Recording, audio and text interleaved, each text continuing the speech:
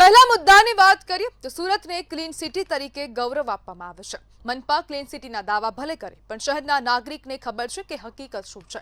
ઉધનાના સંજયનગર વિસ્તારમાં ગટરના ગંદા પાણી શેરીએ શેરીએ ફરી વળતા સ્થાનિક લોકો પરેશાન છે। રસ્તાઓ પર ગંદકી, દુર્ગંધ અને રોગચાળાના ભય વચ્ચે લોકો જીવવા માટે મજબૂર બન્યા છે।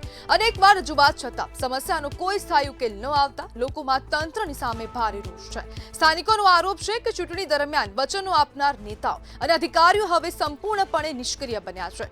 વારંવાર મનપા અને સ્થાનિક પ્રતિનિધિઓને રજૂઆત કરવા છતાં કોઈ પણ જવાબદાર અધિકારી સ્થળ પર પહોંચી સમસ્યાનો ઉકેલ લાવતા નથી।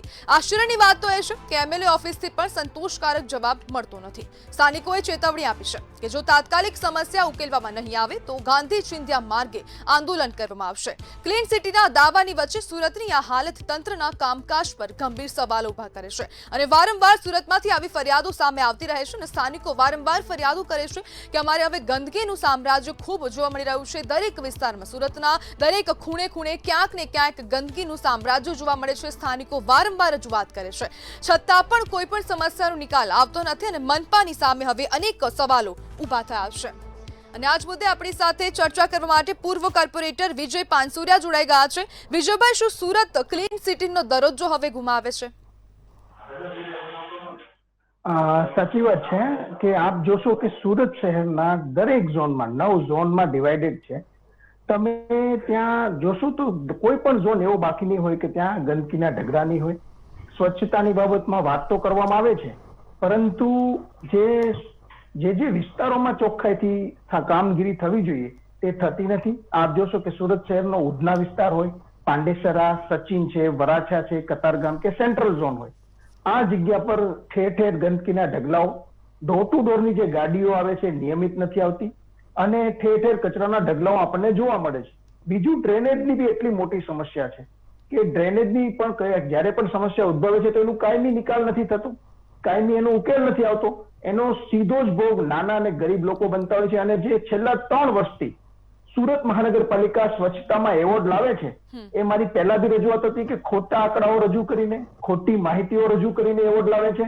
એના પુરાવા બી મેં રજૂ કર્યા છે અને માનનીય પ્રધાનમંત્રીશ્રીને પત્ર દ્વારા જાણ બી કરી છે કે સુરત મહાનગરપાલિકા જે એવોર્ડ મેળવે છે એ ખોટા આંકડા રજૂ કરે છે અને કેન્દ્ર સરકારને મિસગાઈડ કરે છે અને એમને ગેરમાર્ગે દોરે છે। વિજયભાઈ, કોના પાપે સુરતની આવી હાલત છે? સીધો જવાબ આનો। સોરી, કોના પાપે સુરતની આવી હાલત છે? હેલો વિજયભાઈ, અવાજ આવે છે? ના, બોલો બેન। વિજયભાઈ, કોના પાપે સુરતની આવી હાલત છે? વોઇસ બ્રેક થાય છે બેન, પ્રોપર અવાજ નથી આવતો। વિજયભાઈ, કોના પાપે સુરતની આવી હાલત છે? હેલો, લાગે છે સંપર્ક નથી થઈ શકતો।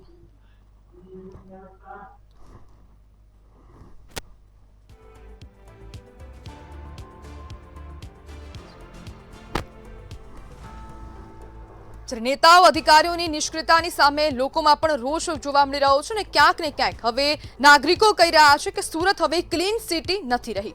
જ્યારે ચૂંટણી પૂરી થતા કોર્પોરેટરો હાથ ઊંચા કરી લેતાના આરોપ પણ સ્થાનિકો દ્વારા કરવામાં આવ્યા છે।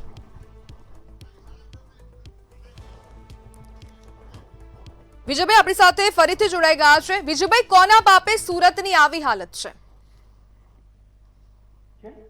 કારણ કે સોલિડ વેસ્ટ મેનેજમેન્ટમાં સુરત મહાનગરપાલિકા નિષ્ફળ રહ્યું છે અને એના ઓફિશિયલી આંકડા એમણે રજૂ કર્યા, એમાં ચોખ્ખું સ્વીકારે છે કે છેલ્લા 3 વર્ષથી જે સુરત શહેરમાંથી કચરો નીકળે છે એનો પ્રોપર વે નિકાલ નથી થતો અને 50% જેટલો જ કચરાનો નિકાલ થાય છે। એટલે એનો મતલબ સીધો થાય કે જે 2025માં સુરત મહાનગરપાલિકાને સ્વચ્છતામાં સમગ્ર ભારતમાં જે બીજું સ્થાન મળ્યું હતું એમાં 1500 માંથી 1489 માર્ક્સ ફક્ત સોલિડ વેસ્ટ મેનેજમેન્ટમાંથી મળ્યા હતા। એટલે કે 99% કચરાનો નિકાલ કરવામાં આવે છે એવું સ્વીકારેલું હતું, પરંતુ આ તદ્દન ખોટા આંકડા છે।